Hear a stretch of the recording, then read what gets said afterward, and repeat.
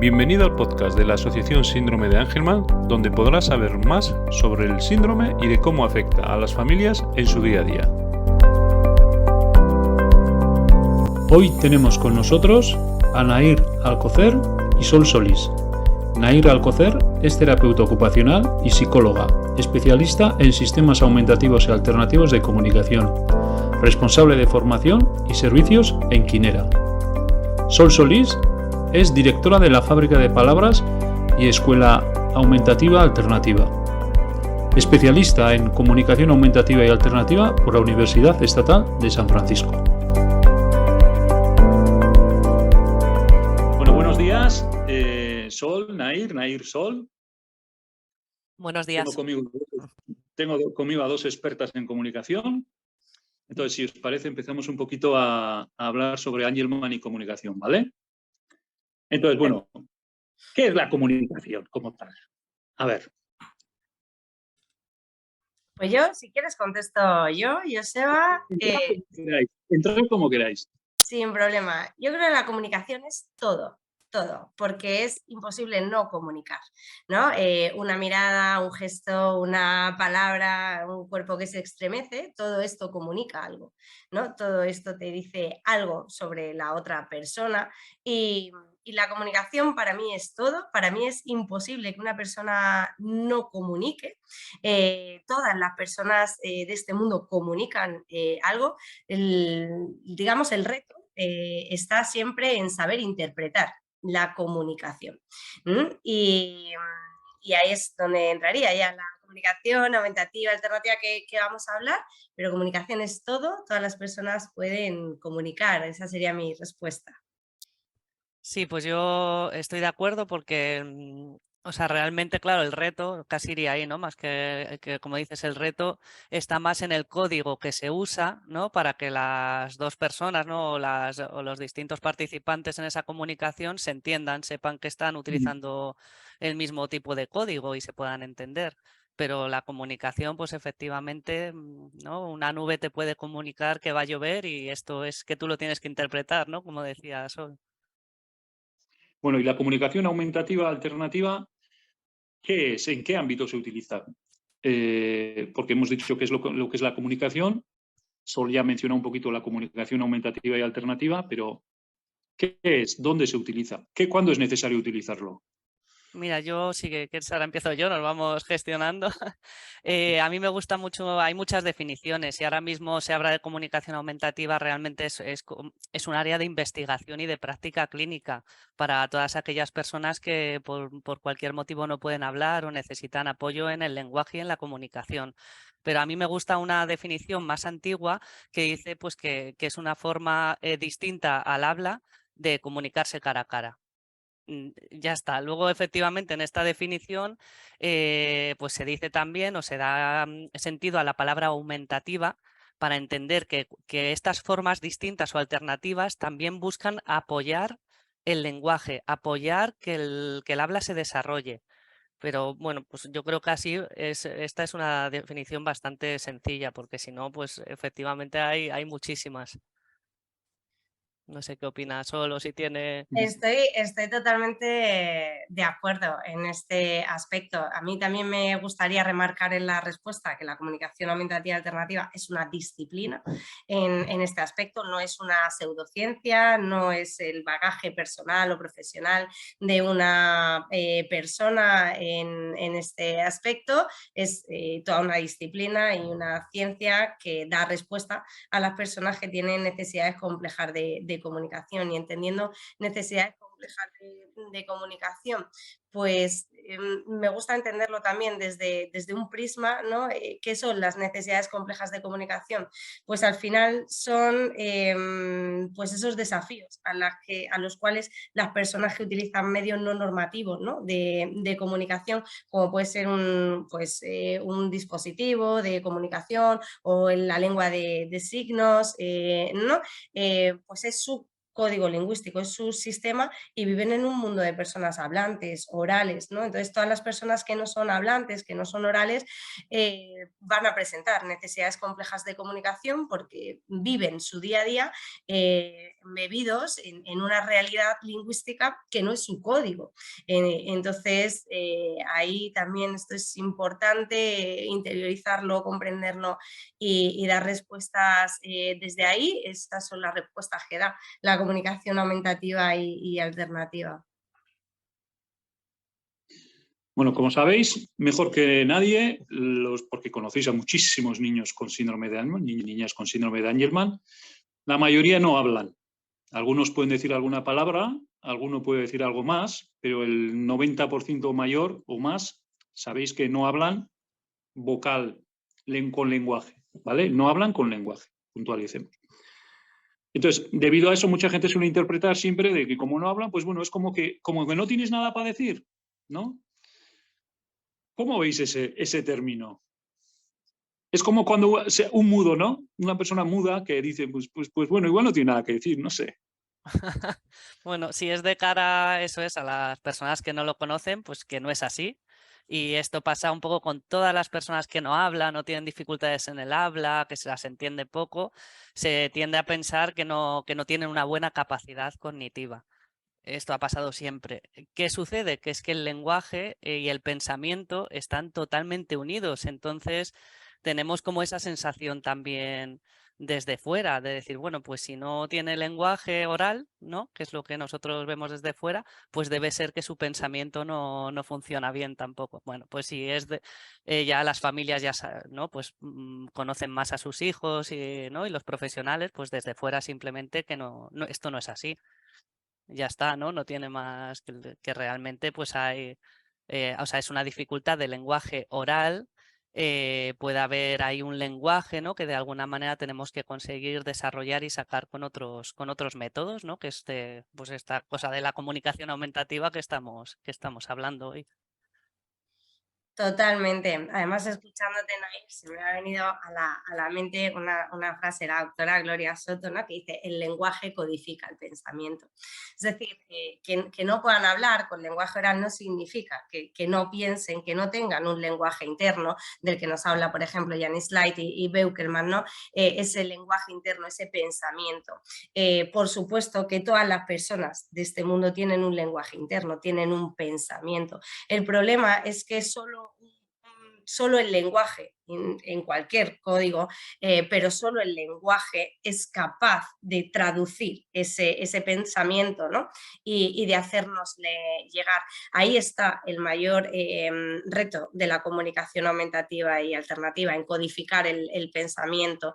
Entonces, es así, y a mí además me encanta uno de mis papás, que es titánico también, ¿no? Es como tú, Joseba, siempre dice esa frase de no hablar, ¿no? Pues no significa que no pienses, y al igual que hablar no significa pensar. Vamos a ver cómo esas dos caras matiz, de la muy buen matiz.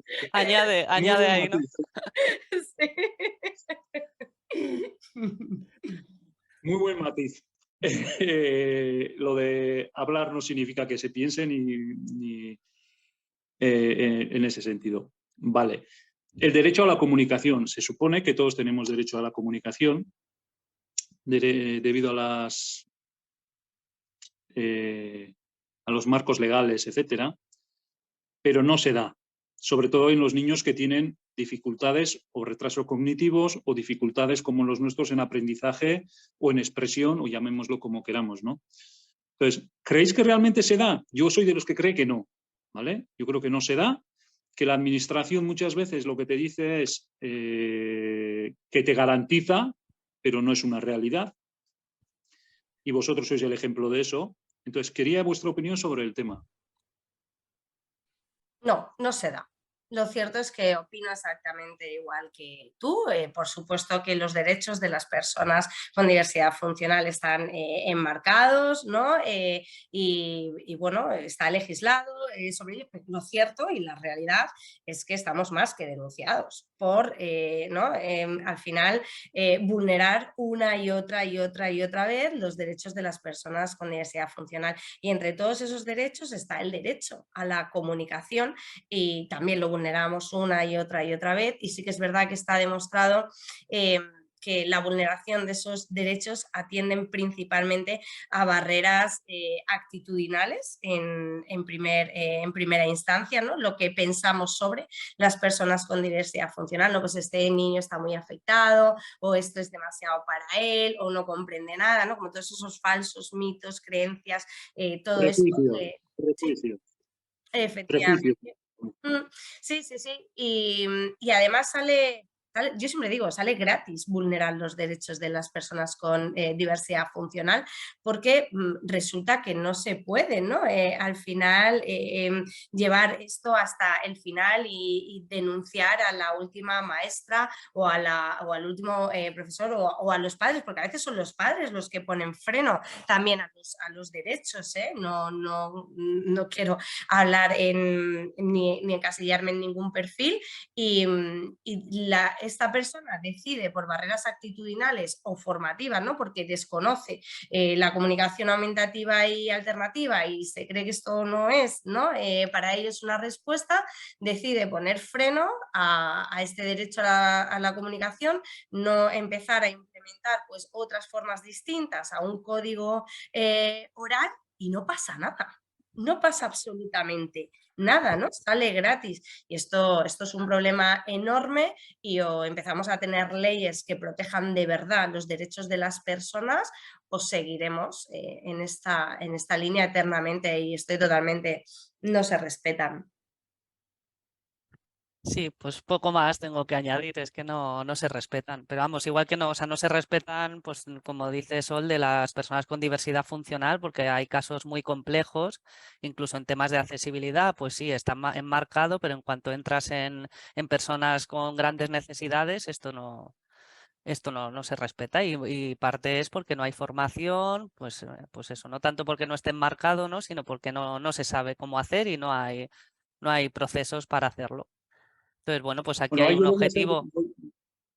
voy a ser un poco malo ahí. Me gusta serlo. Como ha comentado Sol, en muchos casos son las propias familias las que ponemos los propios límites. Es decir, bueno, yo ya lo entiendo, no necesita un sistema de comunicación alternativo, con los sonidos que hace, o gestos, miradas, etcétera, soy capaz de entender lo que quiere, etcétera, ¿no? Y luego encontramos profesionales, que pueden ser en colegios o no, ¿vale?, que no ven con los mismos ojos que los padres, que sí están verdaderamente involucrados en un sistema de comunicación aumentativo y alternativo, que lo llevan desde casa, que al cambiar un colegio o me da igual qué, no lo ven y te dicen, no, aquí no usamos eso, aquí usamos el plafón de toda la vida y lo llevas con el 100% de batería, el comunicador dinámico, y te lo devuelven con el 120 casi, ¿no? No sé cómo decirte, o sea, es que no han encendido. Sí, sí. Entonces, yo no creo que sea solo de una persona o de un colectivo concreto, porque luego también te encuentras profesionales que no saben, que se supone que deberían de saber, y no son capaces de reconocer, no sé y no te puedo ayudar, que eso también se da. Que yo entiendo que todo el mundo no vale para chofer de autobús, ¿vale? Entonces, el que no vale, y punto, no hay más. Hay que saber reconocer los límites de cada uno, ¿no? Pero, o que tengamos que andar los padres luchando, aparte de lo que tenemos todos los días, luchando con el profesor de turno, con el profesional de turno, me da igual, con el autobusero de turno, explicando, recurriendo, peleando para que mi hijo tiene un sistema de comunicación y quiero que lo uséis. O sea, ya está, ¿no? O sea, ¿no es un poco pedir demasiado también a los padres en ese sentido? Sí. O sea, es una reflexión más que una pregunta, ¿eh?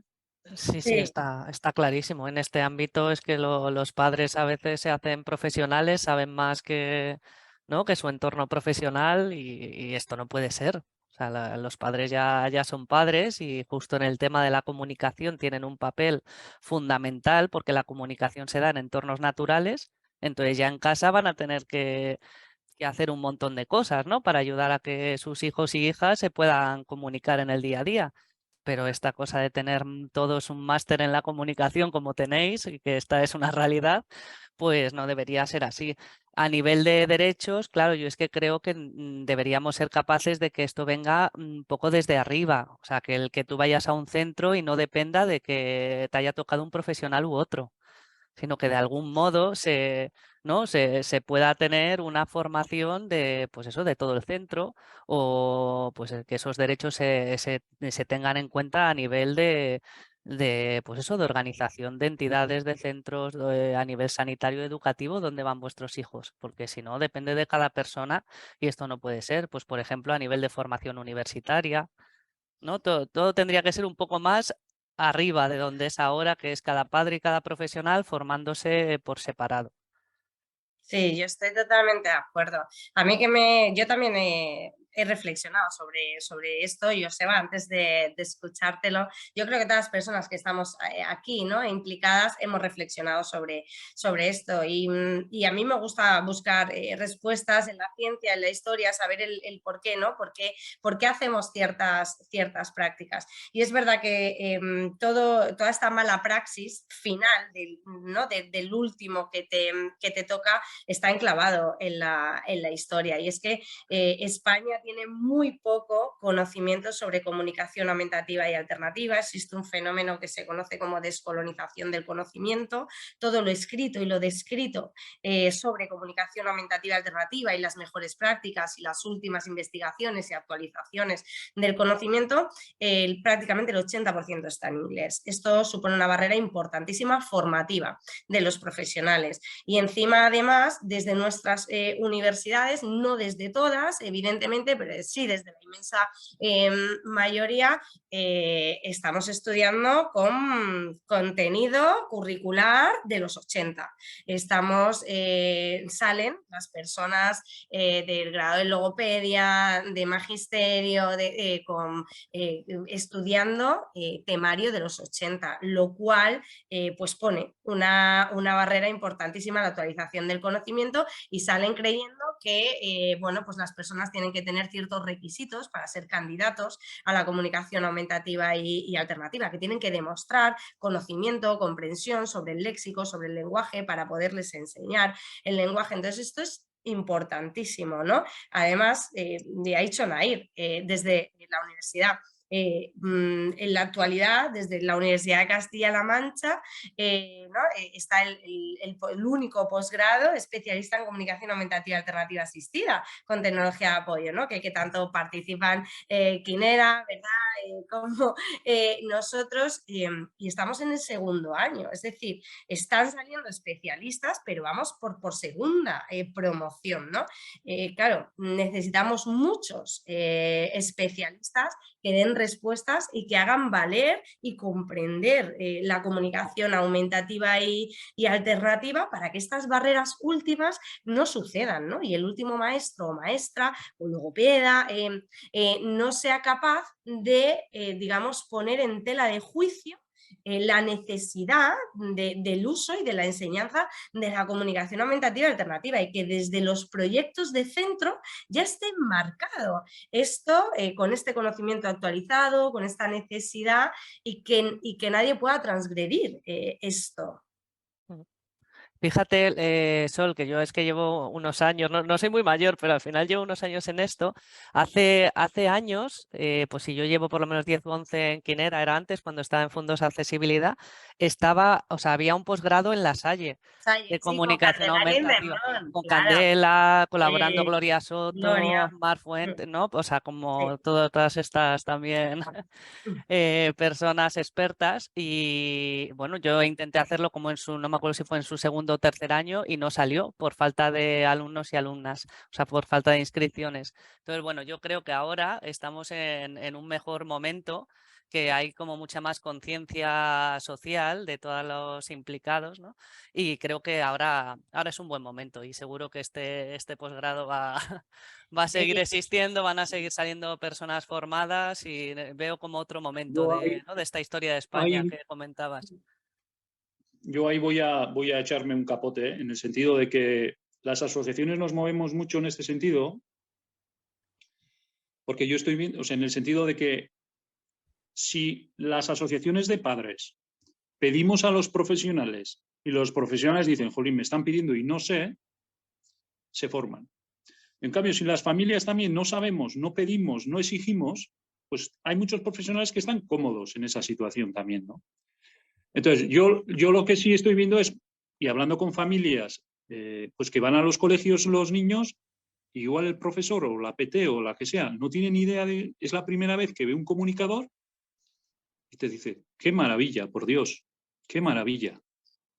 Y se empieza a formar a su cuenta, pues con cursos, con esto, con formaciones o inscribiéndose a diferentes talleres, etcétera, etcétera. Y que luego ven que lo que ese niño ha llevado al colegio lo pueden utilizar en aulas estables, etcétera, con otros niños que no tienen un sistema de comunicación aumentativa y alternativo.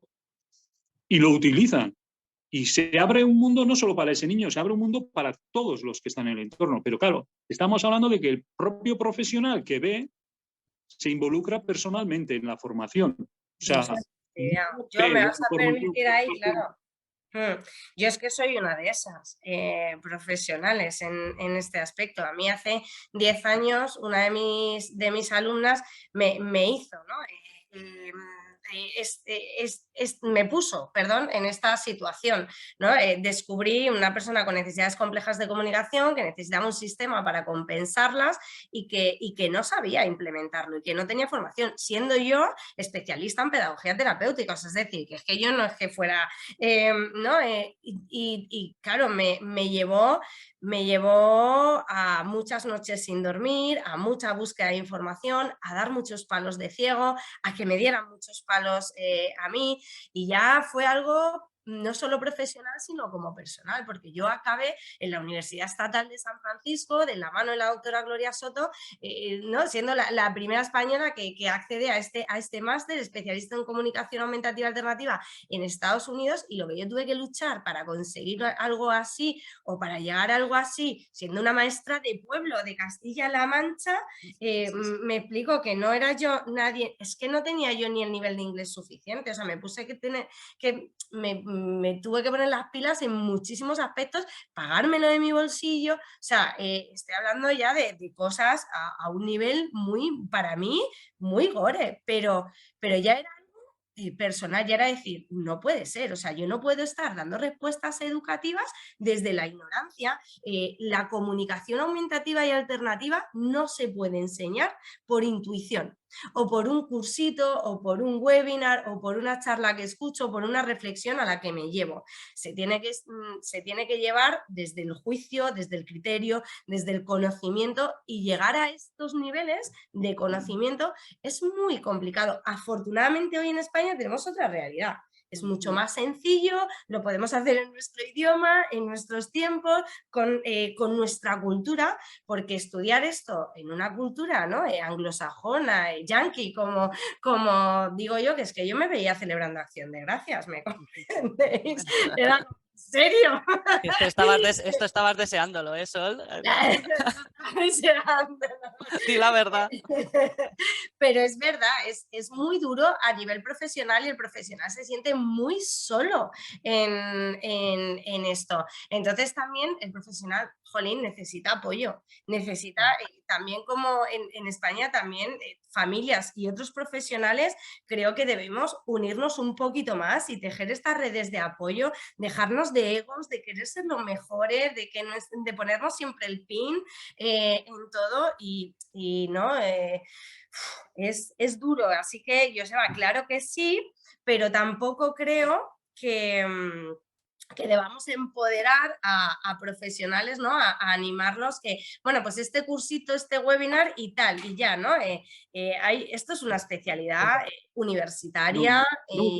No quiero decir eso, sino que ellos ven la necesidad de autoformarse. Te he entendido perfectamente. Claro, que yo la vi y llegué hasta el final. O sea, me refiero que si un profesional está dando una respuesta a familias, por favor también que llegue hasta el final, ¿no? Porque ahora hay mucha formación, hay mucho taller, como tú decías, que son todos maravillosos, ¿me explico?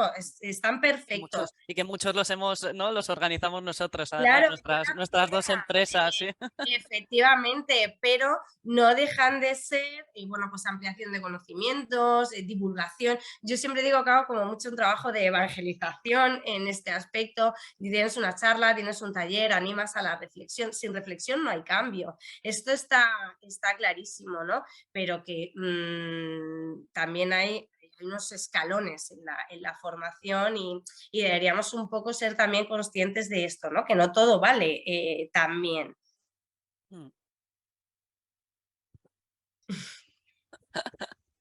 Es que, bueno, yo me encuentro, las dos conocéis a Mike, a la madre de Aitor. Es que yo me encuentro en la tesitura no, que la profesora se ha involucrado tanto, que hace cursos, etcétera, etcétera, pero es que es a la que pide consejo. Es decir, un profesional, una maestra de pueblo, como has dicho tú, sin ningún tipo de... Es que yo estoy muy orgullosa de ser maestra de pueblo, o sea, me defino así. Pero pide consejo incluso a los propios padres, no solo en el caso esta, sino que en muchos casos de esto cómo podemos trabajarlo, o esto cómo lo ves, esto tal, esto cual. Y yo siempre incluso tenía alguna pregunta preparada ahí en ese sentido, ¿no? De dónde está el límite entre padre y profesional. Porque al final empoderamos tanto a las familias, empoderamos, formamos, que dices, bueno, ¿es padre o es profesional? ¿No? ¿Dónde está el límite entre una cosa y la otra? ¿Dónde está el equilibrio? ¿No? Porque no es fácil a veces encontrar el equilibrio, porque estás en casa y a lo mejor te apetece estar tirado viendo la televisión, pero dices, bueno, y si le planteo ver la televisión con el niño de esta forma y de esta, pues así me trabajo mientras no sé qué, y dices, bueno, a ver, que lo que me interesa a mí es ver en este momento es Pocahontas, no sé cómo decirte, o sea, sí, ¿dónde está ese límite? ¿No? Yo no sé dónde está el límite, la verdad, es que no creo que ninguno lo sepamos exactamente. Lo que sí, bueno, recientemente, como ya sabéis, he sido mamá hace año y medio y he pensado muchísimo en vosotras, en todas las familias, porque, o sea, a ver, es que simplemente ser padre o ser madre es un reto intenso que, vamos, que, pues, bueno, no me imagino porque es algo que entiendo que hay que vivir, igual que ser madre, ¿no? Que tengo una amiga que dice, yo era la mejor madre hasta que fui madre, ¿no? Pues imagino que ser madre o padre de una persona que tiene, pues eso, mayores retos, ¿no? Por un motivo u otro, por una discapacidad, ¿no? Por problemas de comunicación, etcétera, esto es muy intenso cada día. Entonces, no sé dónde está el límite, lo que está claro es que no está donde ahora mismo lo tenemos en comunicación aumentativa, porque ahora mismo, como decía, es que sois expertos, o sea, yo conozco a padres y madres expertos y expertas, pero de verdad, o sea, habiendo hecho como formaciones, ¿no? O sea, llegar al final, como decía Sol, de toda esta formación no es fácil, pero habiendo hecho mucha capacitación. Entonces, bueno, pues yo simplemente lo que he comentado antes, que ya en comunicación aumentativa ya tienen un papel porque es inevitable, ¿no? Igual que tienes otro papel, pues yo qué sé, de llevarle actividades especiales y demás, y este va a ser tuyo como padre. Y tienes uno, pues que es que en el día a día la comunicación hay que desarrollarla y eso pues en casa lo tienen que hacer el padre, la madre, los hermanos, los abuelos.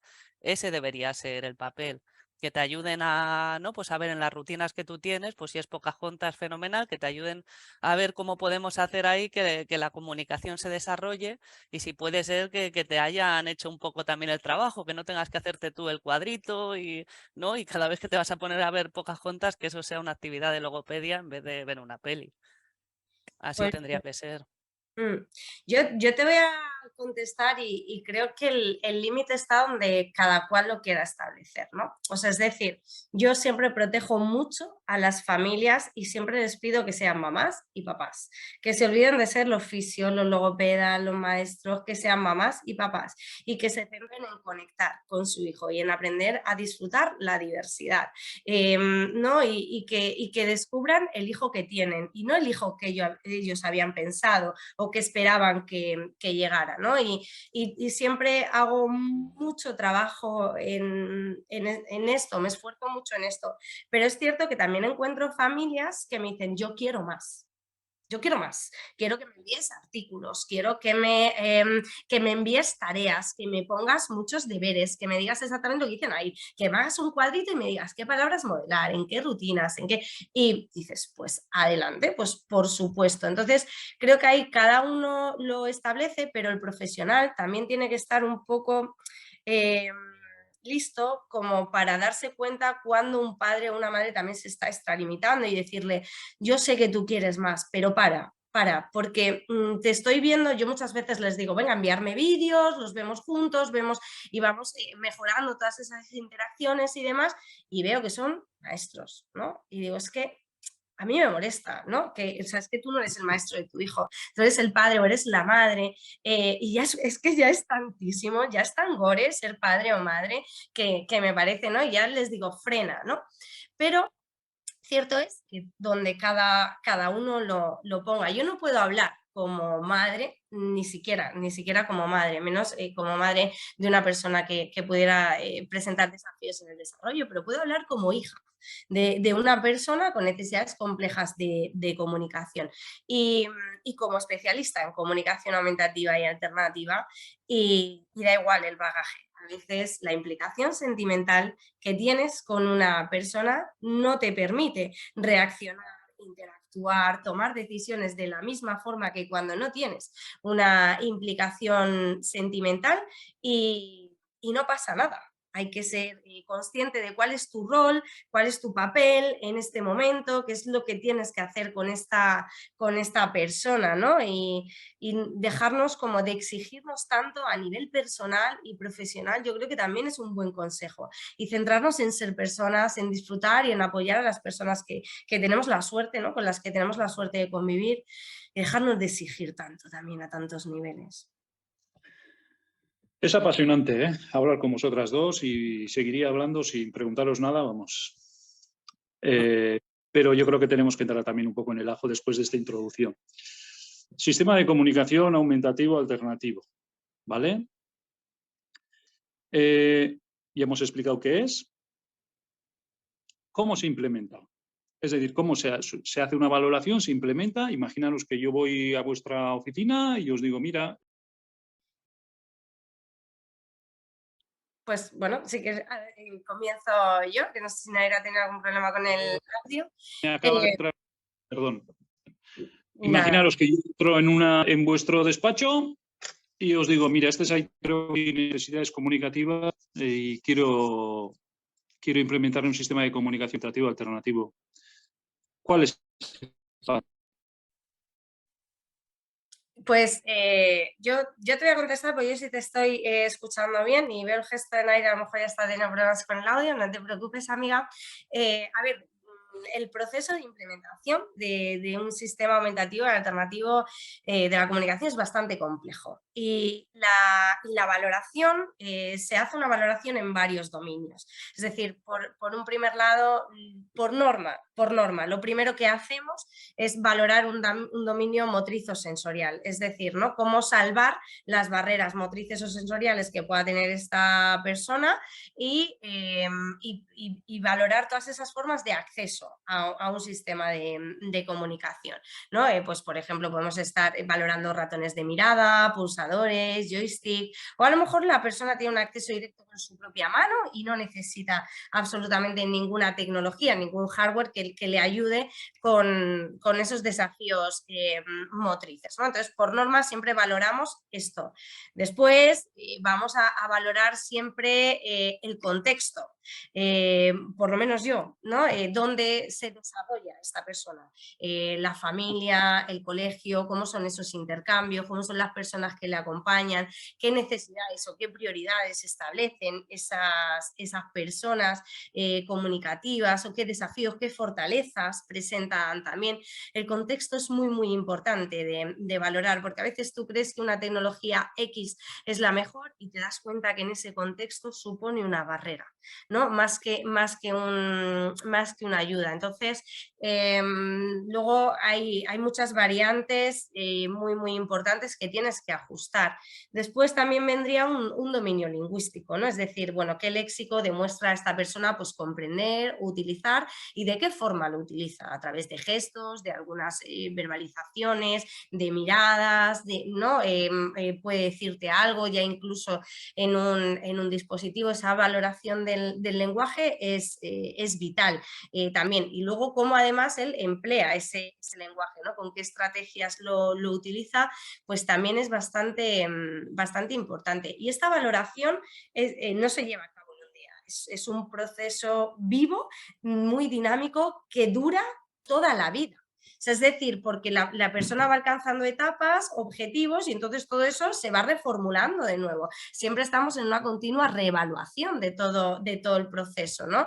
Y entonces una persona empieza a intervenir antes de tener una valoración completa, ¿no? Y vas ajustando y vas reviviendo todo esto.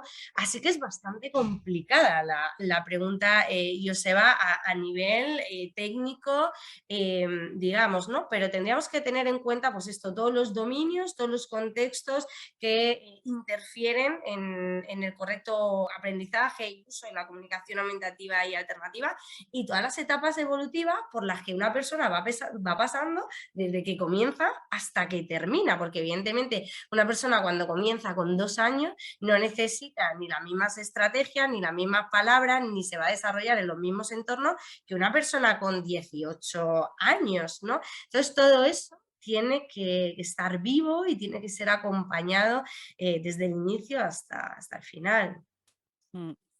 Sí, pues a mí me ha parecido también una pregunta compleja, ¿no? Pero sobre todo porque tiene una respuesta compleja, no porque tu pregunta no esté muy bien, Joseba. Todas no van a ser fáciles.